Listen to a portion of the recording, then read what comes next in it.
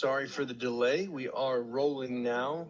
So I'm very excited about this session, and I get the honor, the privilege to introduce our speaker today. We have Ryan Chenoweth here, who is located out of Phoenix, Arizona, and who has also now a new franchise in Denver. He's been a franchise for over 6 years. He's bought well over 200 properties. For the lifetime of his franchise, he has bought at right around a 16% buy-close ratio, and is currently sitting right around 20% for his buy-close ratio. He's accomplished all this in one of the most competitive markets, being Phoenix. So if you think you got some competition, talk to Ryan and see how y'all match up. But Ryan has a volunteer spirit, is always willing to share his knowledge with others. He was a former FAC member for 4 years, and he's also currently the Phoenix Ad Council president. So without further ado, I give you the baddest home buyer in Phoenix, and pound for pound, the meanest franchise in the world, but super nice guy, the Ryan Chenoweth. All right, everyone. Thank you so much for your patience. I really look forward to being with all of you. So we have a little bit of a late start here, so we might run a little bit long, so I apologize in advance. What I'm going to do is I'm going to take me off the screen here, and I'm going to bring up my PowerPoint presentation, and we're going to start this. So let me try and share my screen here.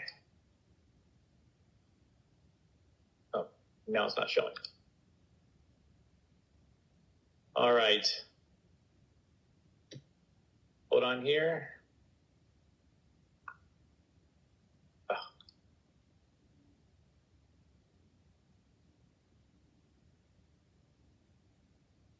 Couple more seconds here. I gotta figure this out. There it is. Okay, hopefully everyone can see that. So how to increase your buy ratio in a competitive market. I appreciate everyone that's in attendance here. You had a lot of the choices that you could have went to, so I appreciate you being here. We have about 40 minutes here that we're going to talk. And so typically sessions at home investors conferences are made up of panels, but in this case, I really wanted this to be a teaching session. So get your pen and paper ready. I'm going to give you some practical information that you can use in your business right away. So during our time together, we're going to go through my complete buying process here. So obviously you're going to have some questions for myself. So we're going to wait towards the end to answer those. And then also I'm going to provide my email address, and I'll provide these slides to you if you'd like to receive them via email. So naturally at the end of our session, one of two things is going to happen. You're either not going to find this of value and not take anything away, so I apologize in advance for that, or you will. Hopefully you can take a nugget away that you can use in your business right away. So I appreciate everyone being here. A little disclaimer, each franchise is independently owned and operated. So anything I say, use what you need to use in your franchise. So are we ready to increase our buy ratio? Let's get this started. So we're going to talk about what should be our mindset as a buyer. How do we handle incoming leads and web leads and incoming calls? What happens between the incoming lead and appointment? What happens during the buy appointment? Do you have a follow-up system? That I'm going to talk about some of my secrets that I have, and then we're going to talk about competition. So first, what should be our mindset as a buyer? Now, in all areas of my business, I keep these following mindsets anytime I speak, anytime I interact with the seller. So these mindsets are a common theme through any communication I have with the seller. So one of them, don't do it for the money. Now, granted, we're in this business to make money, to make a profit, to feed our families. But if that is your number one mindset, then the sellers can sense that. Keep in mind that these sellers are giving us a call because they have some sort of pain in their world. It's similar to maybe someone going to the pawn shop and selling their grandmother's diamond wedding ring. There's some pain there that they had to go do that. So keep that in mind that when a seller gives us a call, it's our job to determine their situation and to provide them a solution. Do the opposite of our competition. Sandler rule number 35. You're going to see these Sandler rules peppered through my presentation. We're going to talk more about that, but we're going to talk about the opposite of our competition. If you feel it, say it. Be the dumbest person in the room. Sandler rule number 17. Now, this kind of comes natural for me, but I'm a firm believer that people really don't like to talk or be as someone where they're a know-it-all, where they're talking all the time. So it's sometimes good to be the dumbest person in the room. Always ask for permission. Don't beg for an appointment. Be invited in. So we don't want to assume that we're going to be invited over. We want to give the seller their opportunity to be able to invite us over, and always ask for permission before we do something. Also, quit talking, ask questions. Sandler rule number 12. If you're talking, you're selling.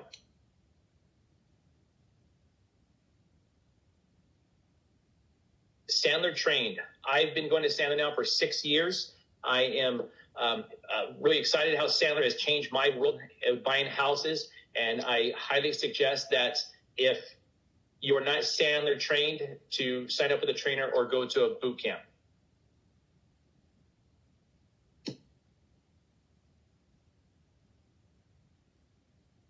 How do we handle incoming leads?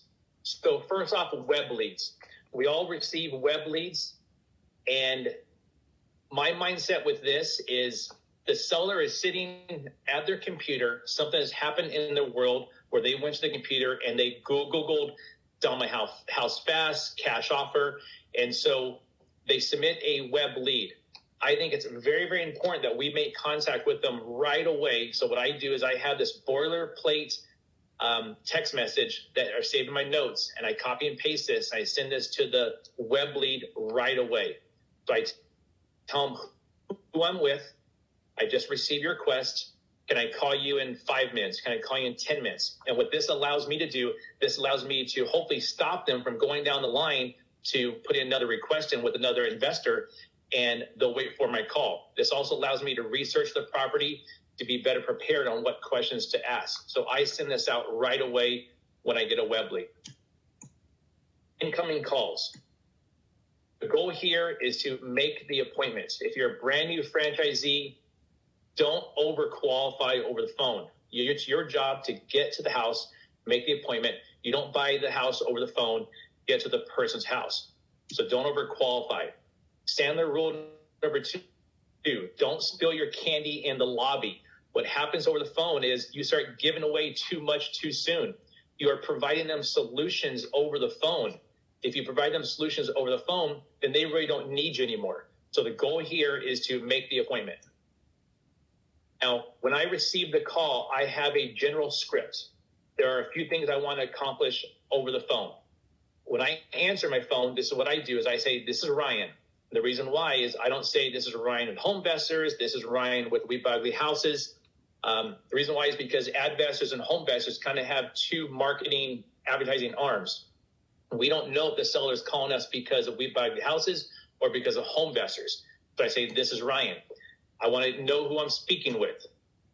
In case we get disconnected, are you calling me from your cell phone? I want to know what number they call me from. This will allow me to send them text messages in the future. So I'm getting their information.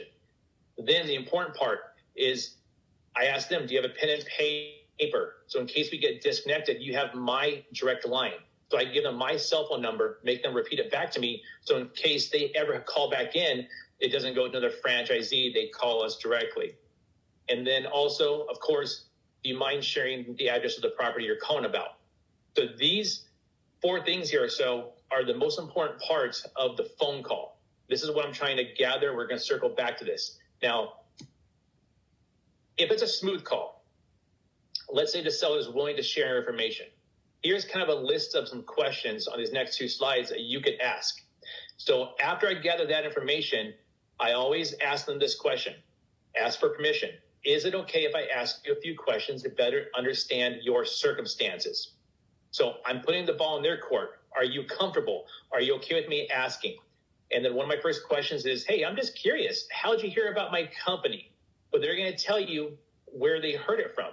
And based on what they will determine if I say, well, is there anything in particular that you read, saw, or heard that made you pick up the phone to call today? This will indicate their pain. And so that's kind of the first question I ask. And here's some additional questions that you can ask if you're comfortable. Remember, make the appointments. Don't overqualify, but if they're willing, I will ask these questions. So, Sandler rule number 25 at the bottom. Bring the future to the present. let's pretend that our time together during our appointment goes well, and you feel that I can help you out and that my cash offer is fair. What happens then? Just so I'm prepared. So I want to try and find out, at what point are they ready to make a decision? I also try and ask them, is there anyone else that has input in selling the house? If they talk about the house, that they might list the house or they might deal with a realtor, well, then I ask them, when you spoke to your realtor, what do you say? What would they say you can sell or list your house for? So these are some good questions to ask as long as they allow you to do so. Okay. Now, not every call is smooth. I'm sure we would all agree with that. So what are some common obstacles or questions that we get? I just want to know your discount. What percentage do you buy off? I get this question a lot. Now, keep in mind, there's a reason why they're asking this question. And the Rule 38, the problem the prospect brings to you is never the real problem. So yes, they might want to know what our discount is, but that's not really the root of their problem. So it's our job to reverse them, Sandler Rule 12, answer every question with a question and a softening statement. So I just want to know your decision. Sorry about that. And so I validate them. I completely understand. This is a very common question that we have. Is it okay if I ask you a few questions, but understand your circumstances? So I ask this question, I reverse them, then I go back to the beginning of my script. I start all over. This is my name. What's your phone number? Here's my information. What's the address? And so I'm trying to divert them back to my script to be able to gather their information. Now, if they keep pushing, here's some couple bullet points that you can talk about to be able to get them off that question. I completely understand. I'm often asked this question for different reasons. What would be your reason? I don't have a magic formula or a percentage, but I can share with you how we work, and you can decide to invite us to your home or not. Remember, we're not giving solutions over the phone. We have to ask questions. I want an offer over the phone. Same concept here. Get them back to your general scripts. I appreciate that. Some people do want an offer over the phone. But it is okay if I ask you a few questions first, better understand your circumstances. Get them back to the beginning. A couple bullet points here that you can point out if they want an offer over the phone. What I like to do is that the reason why they're probably asking in reality is because they already have an offer, or maybe another investor is giving them an offer over the phone. So I like to share with them the difference on how we run our company and how our competitors run their company, and then they can decide if they invite us out or not. So I'm going to share with them what other investors do, giving offers over the phone without seeing them, bait and switch, so forth, and how we work. Hey, I'm just collecting bids and offers. Okay, that makes sense to me. Personally, that does make sense. That's what I'd be doing also. So I'm be honest. Hey, that makes sense to me. Thank you for telling me that. Get them back to the beginning of the script. And again, can I share with you the difference on how we run our company and how our competitors run theirs? And then you can decide if you invite me out or not. Do you guys ever get this? My house is on the MLS. Now, usually this is not the best lead, but don't give up on these type of leads. So thank you for telling me that. Get them back to the script. And when someone calls me and tells me their house is on the MLS, then inside of me, I feel like, well, why would they call me? So what I always say is, I'm confused, because I really am. Why would you be calling me? You already have your house on the market. What are you hoping I can do for you? So Sandler says, if you feel it, say it. And then they're going to tell you why they're giving us a call. Now, keep in mind, most of these leads, when they say their house is on the MLS, is really not the best lead. But you need to go on every buy appointment. So I'm going to give you an example here. Granted, this is a one-off, but I had a seller. Their house is on the MLS. I didn't want to go to the appointment. He wanted to meet him Sunday morning. I kept pushing him off, and he kept begging me to come out. To make a long story short, this house was on the MLS. I bought it.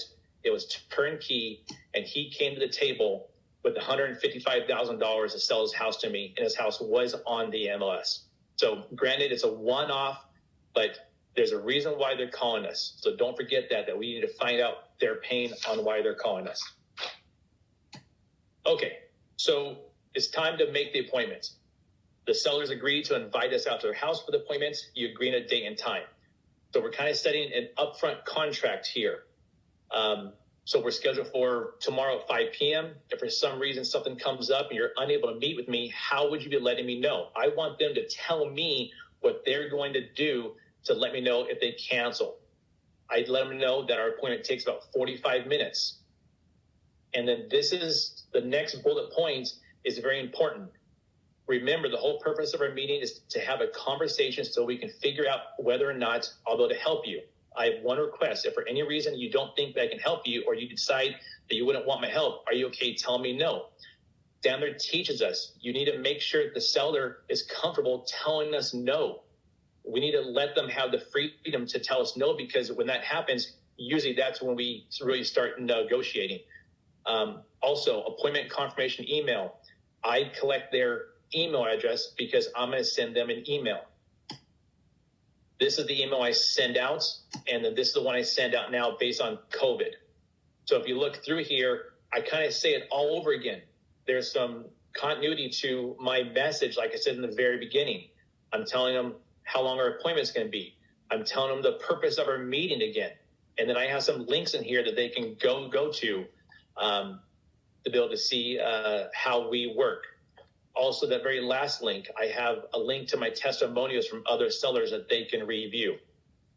So I send this email out to them prior to the appointment. So what happens between the incoming lead and the appointment? So I send out that appointment confirmation email. I also send out a calendar invite, putting myself and the seller on there with the address and also my personal information. I am big on writing handwritten personal notes and sending stuff out to my sellers prior to my appointments. So I'll send a personal note out to them. I also send them a text message.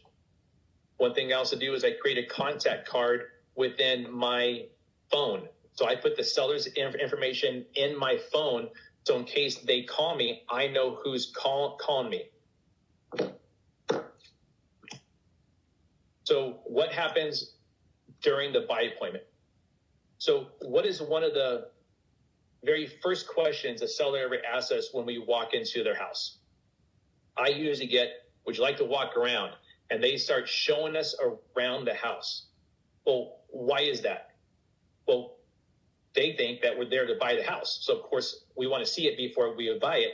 But also that's what our competition does. Our competition right away starts walking through the house, trying to pick it apart, talk about the bad stuff. But keep in mind, everyone, you don't know if they're a qualified seller. You don't know if they're ready to sell. And also, you don't even know if you want to buy it. There's some houses I did not want to buy. So why am I going to walk through the house before I know those two things? Keep in mind, over the phone, over the email, I already told the seller that we would need to sit down to talk to determine if we're the right fit for each other. So we need to establish some rules. We need to do an upfront contract. We need to sit down and have a conversation so we can uncover pain, uncover their timeline, and uncover if they're the true decision makers. Once we determine all that, then it's time to present our offer. And then in a perfect world, they like our offer, and we want to have that post-sale conversation. We need to have that conversation that if we're dealing with another investor or competition, or they got to talk to someone, we need to make sure that the seller doesn't have any remorse. So Sandler teaches you how to have that conversation to make sure that they deal with that you know how to handle that up front. Also, post-sale, I have a conversation about future referrals. I remind them that I work by referral. So I have my dialogue with them on how I work by referral. So time for the upfront contract. Do you ever find the seller leading the conversation, really not reacting in a way that you want them to? Well, it's time to really establish the rules of the appointment, and that is the upfront contract. If you don't have an upfront contract, this is one of the most important things that you need to establish in your business right away. Granted, this is from Sandler, but you need to set ground rules with your seller. It's important. It sets the tone of the appointment. Our goal is to get the seller engaged, answer our questions to determine if they really are a true seller for us. So this is my upfront contract here. I show them appreciation. Things are inviting me out. This is what typically happens. Obviously, I need to have a better understanding of your situation, so I have to ask you some questions. Naturally, two things are going to happen, and so you let them know. Are you comfortable? Tell me no. If for some reason you don't think I'm the right fit, are you comfortable? Tell me no. And so this is important to be able to let them have the freedom to tell us no. So this is my upfront contract. Now, our goal is to determine their pain, budget, and decision. So this is my first question. So after I can get them sitting down and I do my upfront contract, this is my first question out of the gate. And this is the truth, isn't it? Every situation is different and unique. Please help me understand your situation, why I'm here, and what you're hoping I can do for you. Then they're going to share with us why I'm there. And here's a whole bunch of other questions and ideas of what you can ask them during the appointment. But the goal here is to get their pain, their budget, and their decision. That top question, is there anyone else here that's input in selling the house? You don't want to give them an offer and they like it, but then they tell you, oh, I have to talk to my attorney. I have to talk to my mom. You need to ask that question, is all parties here that has to have input? Also, the money step. The money step. If I had a magic wand and you like our terms, what's the lowest price you're comfortable accepting? You need to have that conversation before you give them an offer to kind of get an idea of what they're expecting. Would it surprise you if my cash offer falls between $150,000 and $175,000? You need to have that conversation. So here's some good ideas to be able to talk about the budget step. So making the offer. Standard Rule 17 talks about don't assume the seller knows what you're talking about. You're the genius in your world, but an idiot in theirs. That bullet point should go above the slide, but that's a good rule right there, that when you're talking in their world, you need to be the idiot. You need to be the dumbest person in the room. But when you're talking about yourself and presenting your offer, now you're a genius. It's important. You have to ask enough questions to confirm you and the seller are on the same page when it comes to providing a solution. If you haven't come to an agreement, you didn't ask enough questions to know if you're the right fit or not. So now it's time to give the offer. I take an apologetic stance. I usually say, majority of the time, my offer is too low. And if that's the case, don't be upset at me. Don't kick me out the door. I kind of make a little bit of a joke to prepare them that the offer is going to be low. And so I match their commitments. Keep in mind that if they're not ready to tell you yes or no, I normally don't give them a firm offer. So Standard Rule 43, only make an offer if they're ready to say yes or no. So that's the section on make and offer. Now, our follow-ups. Do you have a follow-up system? It doesn't matter to me what CRM you use, but you need to have some system in place that you follow up with. You need to just have one and be consistent. Now, me personally, I'm a task-driven CRM person. I don't use any automatic drip campaigns. It's not like I have thousands and thousands of leads that I can't follow up on. So I don't use any drip campaigns. Every one of my leads has a specific task assigned to it for a future date, either for me to make a call, either for me to send an email, write a personal note, send a text message. I do what's called pop buys. So I kind of have a mapping system that if I'm in the area of a buy appointment and it ended early, or I'm in an area, I'm able to pull up all my leads and I might just go knock on their door. So that's what I do. And my CRM, of course, has detailed notes. So that's my follow-up. So here's some of my secrets here. Making buys from buys. A lot of people ask me about my close ratio and, oh, you must buy half your houses from outside home best or advertising. And that is not the case. I ran all my buys and I'm right around 8% of all my buys have been outside of advertising. So I don't necessarily do a lot of dig leads, but over 16% of my buys have come from other buys. So I bought a house through advertising. I followed up, I asked for referrals, and I bought houses from other buys. So How do I do that? I have my for sale sign. So I put this out in front of every single house, letting the neighborhood know that I just bought the house. I'll knock on 20 doors. I'm knocking on doors. I'm letting people know who I am and see if they want to sell. And of course, I let them know if there's any issues with my trades to please let me know. So I don't do any mass mailing to the neighborhood. Instead, I personally knock on doors, and that's my Dig Lead campaign. Also, like I said before, I'm big on handwritten personal notes. Handwritten personal notes are always read. It takes the most precious commodity we have, our time. It leaves a lasting impression. So I personally handwrite all my notes to anyone that I come in contact with. I'm constantly reminding everyone that I'm never too busy for your referrals. Also, every seller I have, I ask for a client satisfaction survey. So I collect this from them. I put it to my Dropbox, and now I can share this with other possible sellers that want to read my reviews. I also have my moving truck. I think I paid like $4,500 for this, did a little work. I wrapped it. I have bought now 2 houses directly from this truck. And then my project manager has his trailer wrapped also. And we bought 2 houses from that trailer also. Also, I have some swag here, chapstick. I send this out in advance. So prior to my appointment, I'm sending out a personal note and some chapstick. Even though they might cancel or not buy the house, I'm sending the chapstick to them, and I give this to all my friends. Also, I have these decals created. And so I'll put a decal on my personal note also. You never know, someone might like it and put it on the back of their vehicle or somewhere in their office. So I have these decals created also. And then also I have these hats that I created.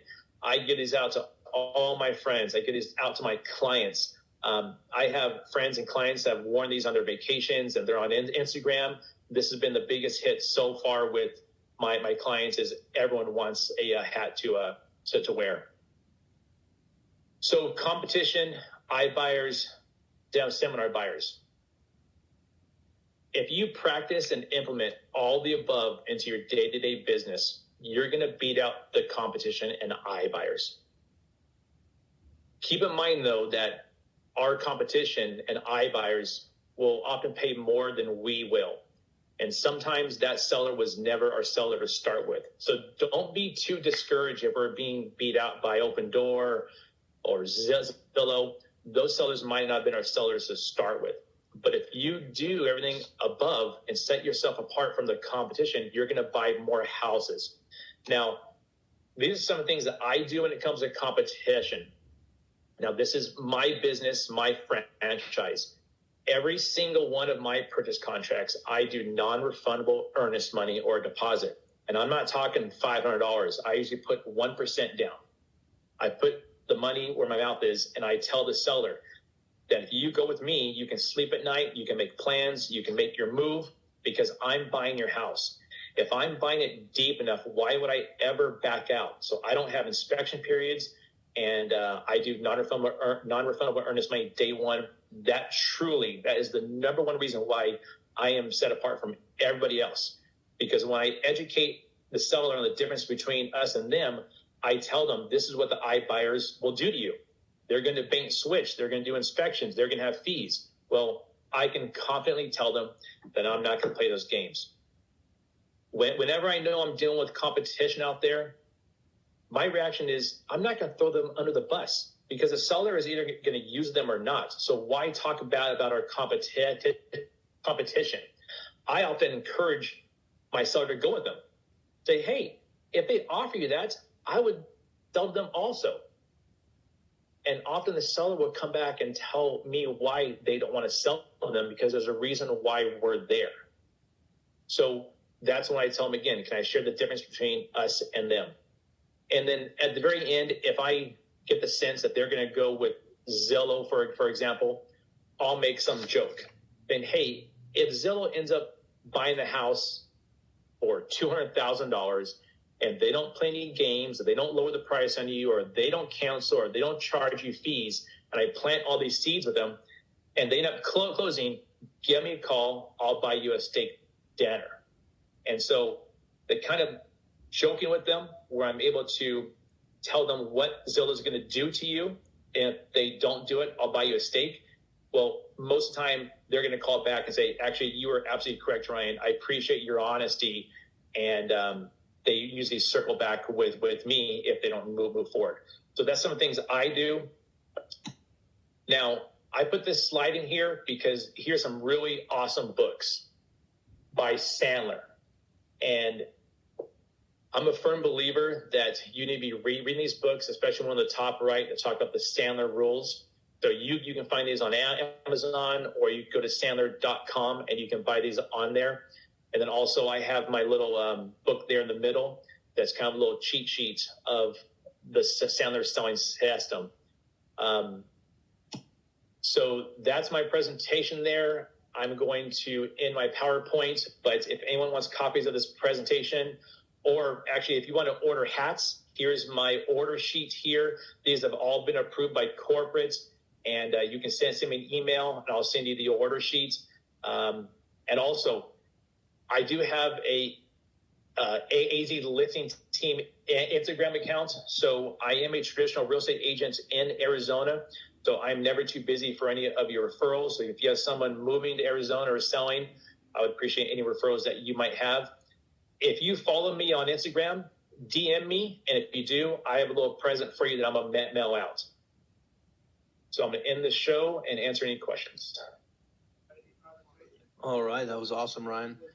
So we do have a couple questions, and you answered one just by going over that. So Arturo wanted to know where to get the swag. But we had a question from William, and he said, "What does your pre-appointment letter say? Do you also need to send a post-appointment thank you note, or do you also send a post-appointment thank you note?" So the pre-appointment is on my slide. So send me an email, and you can. And what I'll do is, if you send me an email, I'll send you the slide, and I'll send you my Dropbox link with all my documents within it, and in there has my pre-appointment letter. And we may also be able to upload that to the session tab here if people wanted to access it, if you want. Do we have another question? Let me click over to the Q&A section. Adam was asking, during COVID times, do you still knock on 20 doors, or how do you approach that these days? Yeah, I have not done it during COVID. Or unless I see the seller outside. Actually, I didn't even think of that. I was trying to think why I hadn't seen any door-to-door salesmen in the last 6 months, and it never clicked. But hey, I'm a little slow. And let's see if we have any other questions. Oh, Ron, you want to post your email in the chat there? Yep. We'll do that. I think some people were asking for some of them there. We've got a little bit of delay between what y'all hear and what we're reading, so we'll give it another 15, 20 seconds. If anyone has questions, go ahead and type them there, and we'd be happy to read them off. Greg was asked, can you go over what you say on your door knocking and what usually happens when these convert? Well, when they convert, I buy the house. I start off to let them know that I bought the house in the area, and we're going to do a remodel on it, and we're going to have trades coming and going. So I just have a conversation about that if for some reason they see a trade, leaving oil on the ground or leaving a mess, or if you see someone breaking in, here's my information. And so to start a general conversation, and then I usually ask, hey, I'm just curious, if you ever looking to sell your house, do you have a realtor that you would use? Or do you have somebody you sell your house to? And so I just start that question to see if they were ever going to sell their house, do they have someone that they would use or sell their house to? Nice. John is asking, what are these non-refundable deposits if the sellers back out or new? Sorry, let me rephrase that. Yeah, my contract says that my money is non-refundable unless seller defaults. Easy as that. I'm sorry. Yeah, if seller defaults, but that's never happened. But that's my way to get the money back, is in case they default. Okay. Now, okay, good. We got another one. Do you put the for sale sign out even if you are not selling it? I sell everything. So for the for sale sign goes out. But are you talking about like if I have an option contract on it? So if I own the house and I'm gonna sell it, I put the sign out. If I'm not gonna sell it, if I'm gonna keep it as a rental, I don't put a sign. I don't do a lot of option contracts, but if you do an option contract, you better get permission and have verbiage in your contract to allow you to market the property. Great. Okay. Do you use the same for sale sign in every neighborhood? Yes. Okay.